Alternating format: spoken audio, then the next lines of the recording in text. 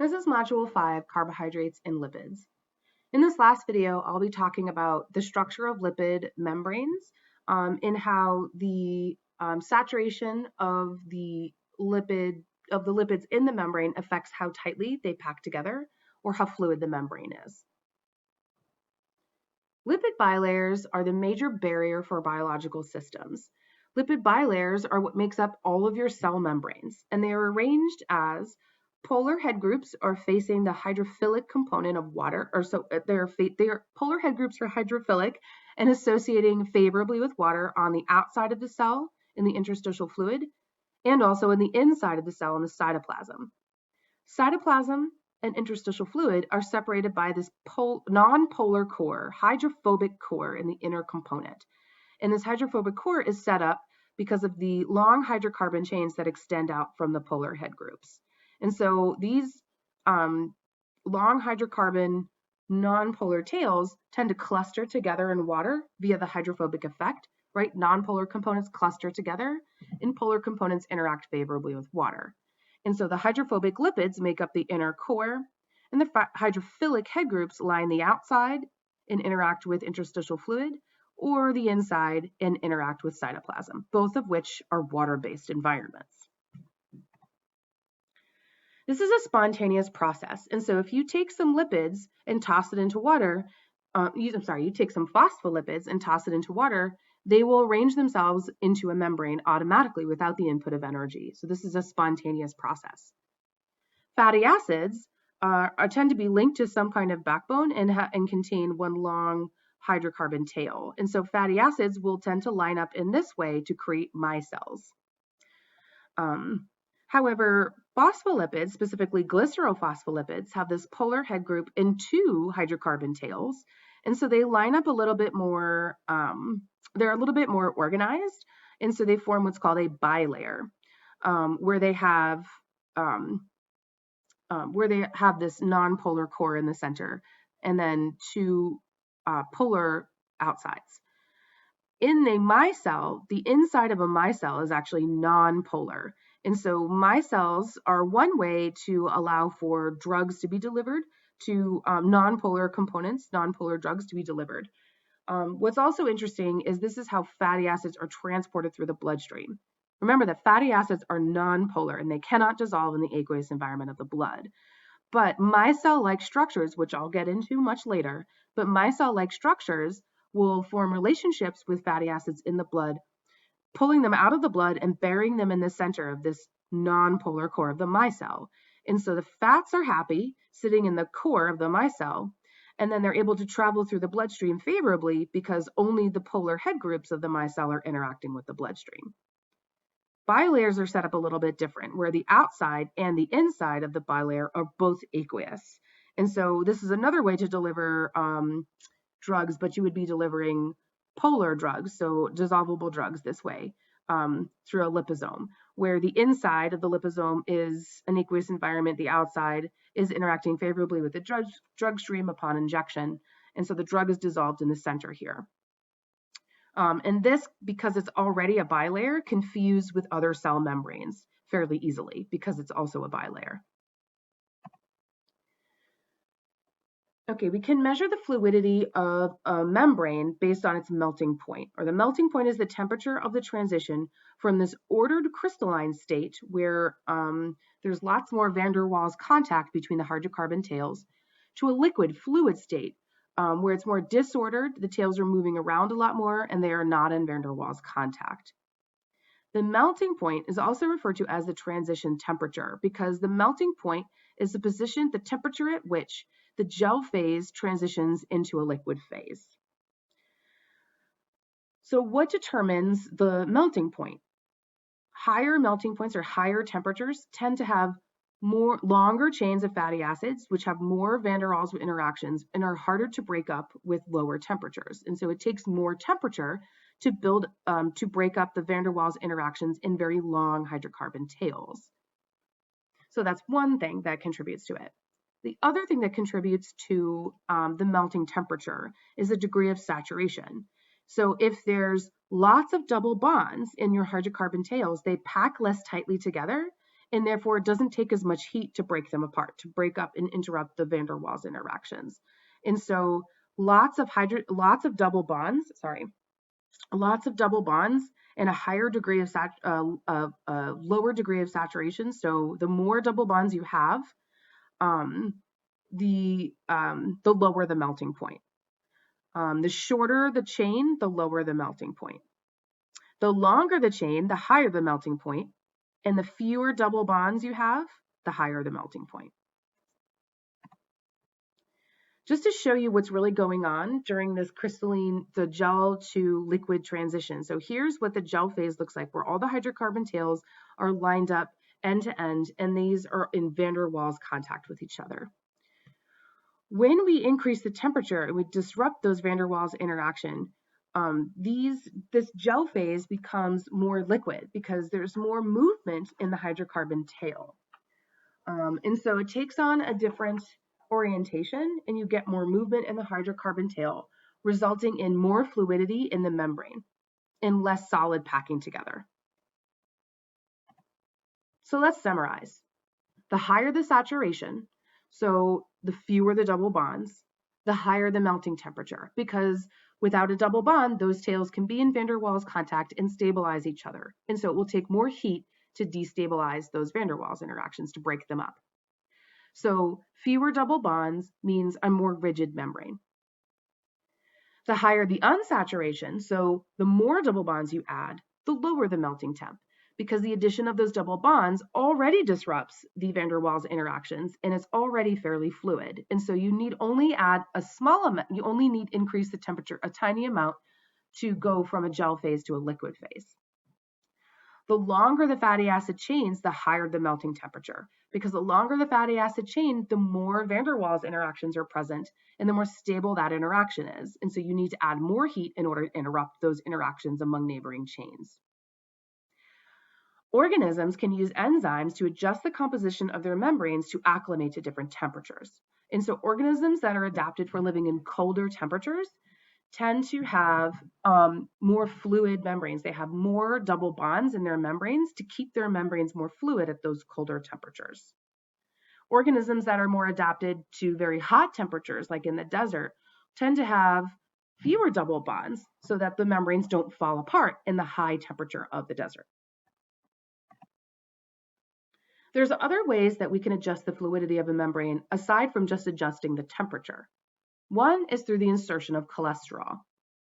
All lipid bilayers have some degree of cholesterol. Cholesterol is the most abundant sterol in animal tissue. It's a very important component of cell membranes, but it's also the precursor to a variety of different hormones, steroid-based hormones, and it's also the precursor to bile, which helps to absorb fatty acids across the intestinal lining. So cholesterol is present in very high amounts in animal tissue. It contains a steroid nucleus, meaning it has these 4 fused rings fused together. 3 of them are 6-carbon rings, 1 of them is a 5-carbon ring.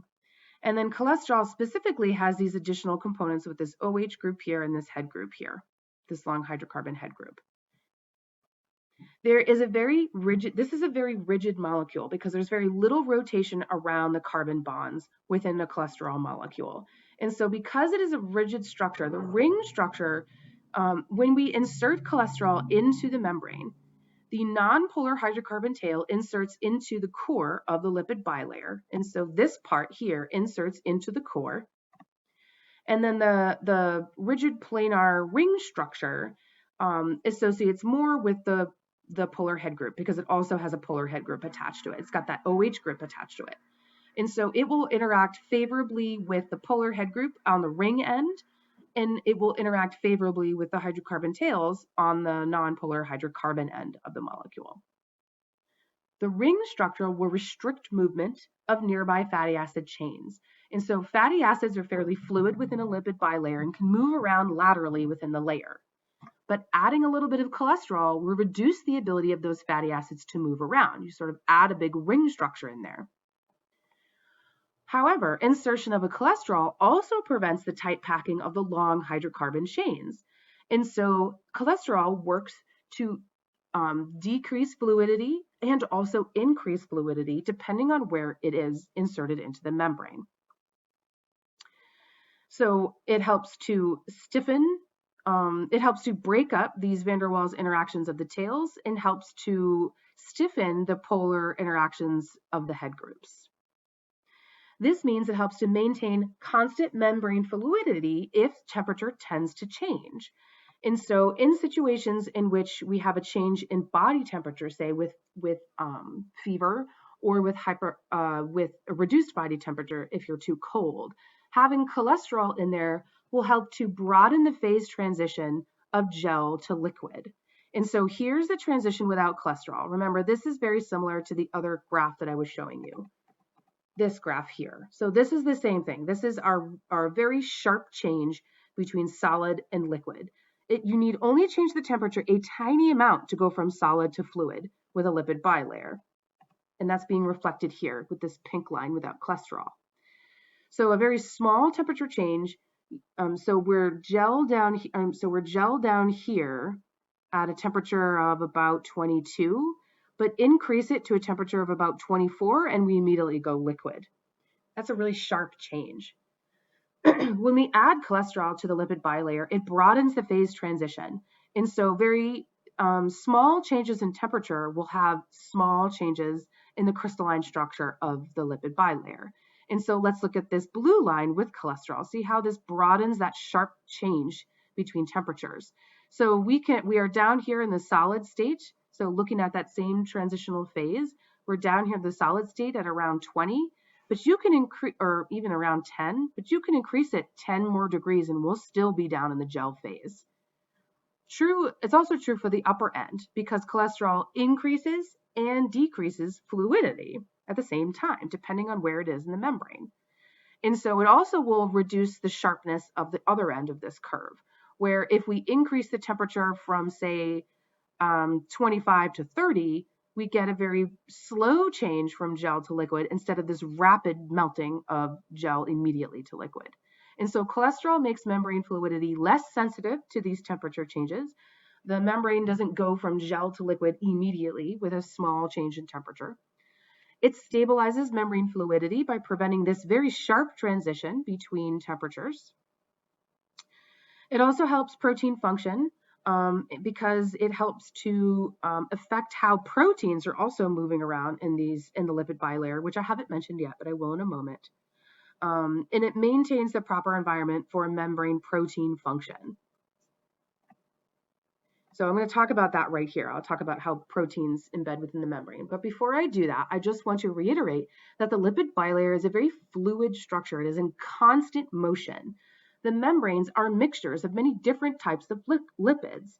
So think back to the first video, video 5-3, where I talked about the glycerophospholipids, which are the major component of cell membranes. But also within cell membranes, you might find some sphingolipids, or you might find some gangliosides and things like that. And so the membranes are composed of many different types of structural lipids. The thickness of the membrane depends on the length of the chains, how they are bent, so how many double bonds they have, and how they interact with each other based on their saturation. The head groups of different structural lipids can be different sizes. Remember, think back to a ganglioside, which has this big complex polysaccharide head group. Compare that to a glycerophospholipid, which just has that phosphate head group.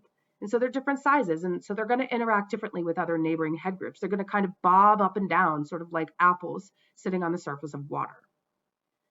The head groups will bob up and down. The carbon tails are therefore in rapid motion, breaking and forming van der Waals interactions. And the membrane is asymmetrical, so there can be different types of structural membranes on the tissue surface compared to the cytoplasmic surface. And all of it's moving laterally within the layer. So lipids can move this way laterally through the layer, and special enzymes can actually flip them also across the layer, across the core.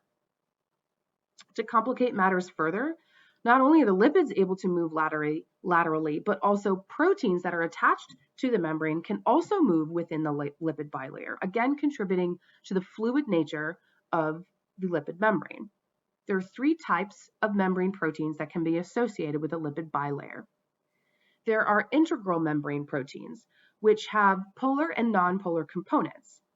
polar components allow this protein to interact favorably with tissue, so interstitial fluid, and the inside components of the cell, so the cytoplasm. The center of this protein is composed of nonpolar components which interact favorably with the nonpolar core. And it's firmly associated with the membrane, completely embedded and within the membrane, going completely through it. In order to remove this protein from the membrane, you have to interfere with these hydrophobic interactions in order to do that. There's another type of membrane protein are peripheral membrane proteins, which associate with the membrane through electrostatic interactions, so non-covalent hydrogen bonding and ionic interactions. And they're very easily dissociable from the membrane by adding a bunch of salt or changing the pH. These are either found on the outside or the inside, but do not span the length of the lipid bilayer. And so they are polar components. They are polar proteins, and they're typically globular proteins. And then there are lipid-linked proteins, where the protein is covalently linked to the lipid that anchors it within the lipid bilayer. And so you actually have to break a bond in order to release lipid-linked proteins. These are also either found on the outside or the inside of the cell, and so are also polar proteins. And so putting all of that together, we have different types of lipids, which are not necessarily represented here. I'm going to say these little orange head groups represent a structural lipid that's different from the ones that are blue. And so these are different structural lipids, all within the layer, and these lipids can move around laterally within the layer. We also have cholesterol sticking in there. So we have sterol groups to kind of influence the fluidity of the membrane.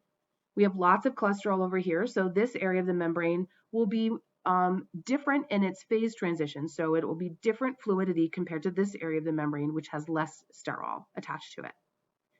We also have integral proteins, which can also move laterally within the layer, within the bilayer, that have these non-polar components in the center, polar components on the outside and inside.